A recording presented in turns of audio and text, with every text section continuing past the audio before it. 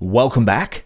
Over the last two videos, we've been through the gargantuan task of putting together everything we've done so far, gathering all of the pieces of the puzzle from the Vision Transformer paper.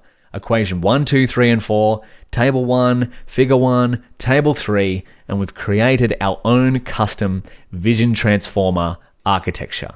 And look at that, it's a thing of beauty, isn't it?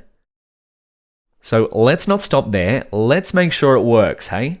And we can go, let's put, you might have already tried this out, and if you have, I applaud you. We're gonna put a random image tensor through our entire model.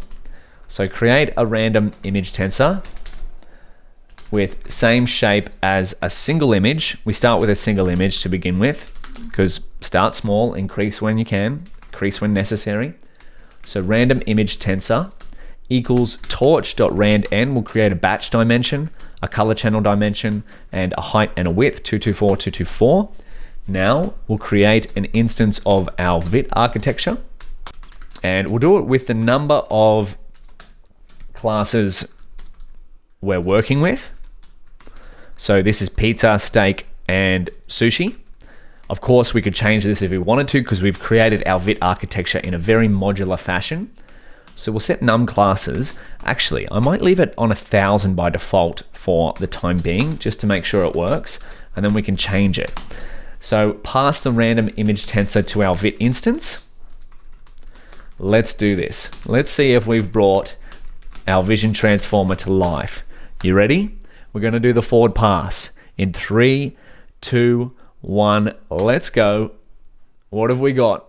Oh my goodness, look at that. We get logits, output logits for 1,000 different classes on this random image tensor.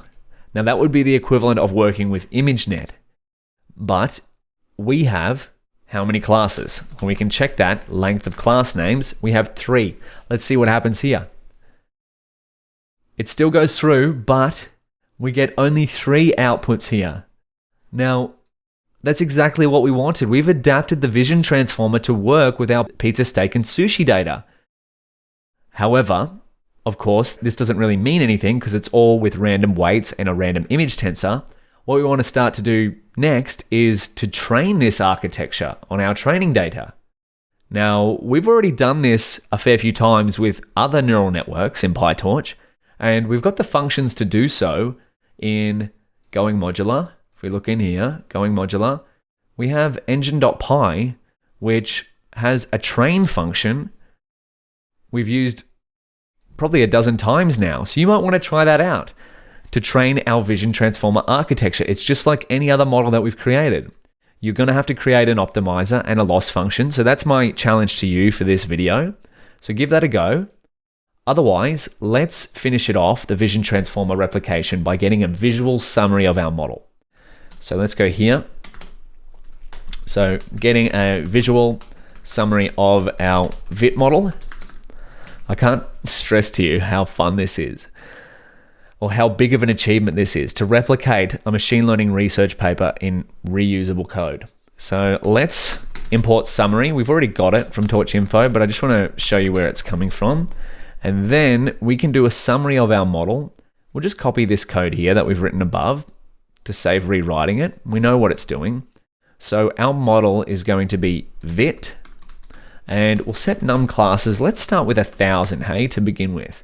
And the input size is going to change. We want to pass in through a single image, 224, 224.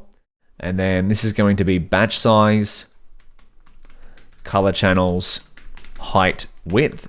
And then our VIT architecture is going to take care of all of the transformations behind the scenes for us. So let's see what this looks like in 3, 2, 1, boom. Might take a little while because it has to do a forward pass. Oh my goodness, there we go. There's our VIT, our Vision Transformer architecture from scratch. We coded each one of these layers. We have an input image, a single input image, and we have an output for 1,000 classes. And look at that. It goes through the patch embedding. It goes through the embedding dropout. It goes through the sequential layers, our transformer encoder. And because we've set it to use a sequential list, we've got transformer encoder block, which is our layer. There's the multi-head attention block, MSA block, MLP block. goes through alternating blocks of MSA and MLP, which is exactly what this says here. The transformer encoder consists of alternating layers of multi-head attention, MSA, and MLP blocks. Look what we've done. And then finally, it finishes with a classifier head. And we have 1,000 classes. But of course, if we change this to length num classes, do we get a VIT architecture capable of fitting on Food Vision Mini? Oh no, what have we got? Oh, we need class names. That's it. Beautiful. Look at that. Right down the end, output number 3. And we have 85,800,963 parameters. That is by far our biggest model yet. So congratulations. We've now officially replicated. We started with the question, what is paper replicating? And we've done it. Rather than just talk about it, we've replicated a machine learning research paper, the Vision Transformer architecture. We've gone from images, math, 4 equations, and text into usable PyTorch code. But we're not finished there. We have to see if it works on our own data. So that's my challenge to you. See if you can take the Vision Transformer model that we've created here and instantiate an instance of it, create a loss function and an optimizer, and train it on our pizza, steak, and sushi data. And see how well it performs. Does it perform as well as the original VIT on ImageNet? Because this original model got pretty darn good results. In fact, I believe when it first came out, it was state of the art. So does it perform as well as these models? And if it does or doesn't, why do you think that's so? So give it a shot. You'll need a loss function, an optimizer, an instance of VIT, and then some training code, and you'll be off to the races. Otherwise, I'll see you in the next video. We'll train our own Vision Transformer together.